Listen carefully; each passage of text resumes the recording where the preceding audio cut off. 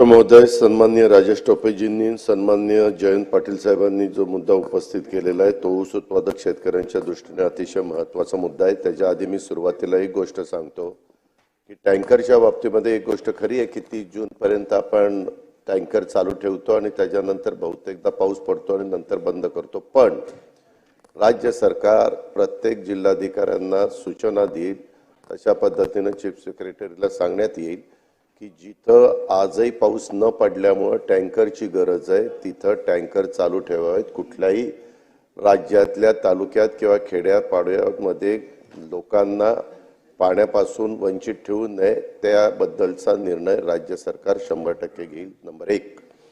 Number 2, juice to ethanol, B heavy to ethanol, C heavy to ethanol आपलं चालूच आहे। परंतु ज्यूस टू आणि बीहेवी टू इथेनॉलच्या बाबतीमध्ये एक गोष्ट खरी आहे, कारण केंद्र सरकारने मागं जवळपास ह्या गोष्टीच्या करता 6% व्याजाने कर्ज देखील उपलब्ध केलं। म्हणजे ज्यांनी कर्ज घेतलं त्यांच्यामध्ये वरचे पैसे हे केंद्र सरकारने व्याजाचे भरतायत, आज देखील भरतात।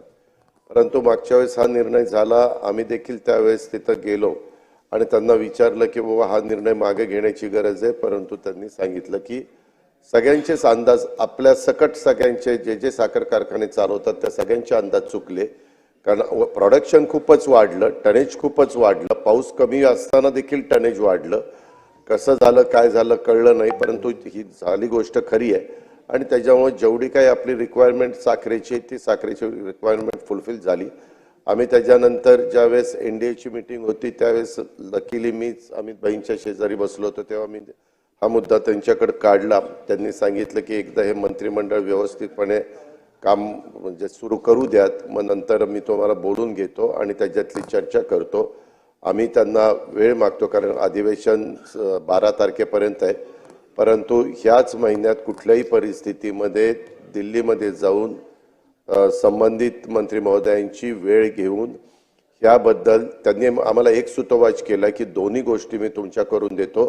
एक म्हणजे इथेनॉल पण ज्यूस टू इथेनॉल सुरू करायला परवानगी देतो आणि आपला जो दर 31 रुपये आणि त्याच्यानंतर लागोपाठ 2-3 वर्ष FRP वाढली परंतु तो दर वाढला नाही, त्याकरता त्याही दराच्या बद्दल मध्ये मला काही लोकांनी तिथं गेल्यानंतर त्यांच्याशी चर्चा केली। त्यांनी सांगितलं की 40 रुपयाची मागणी आपण तिथं केलेली आहे आपल्या प्रतिनिधित्व करणाऱ्यांनी, परंतु 40-42 रुपयाची मागणी केलेली आहे।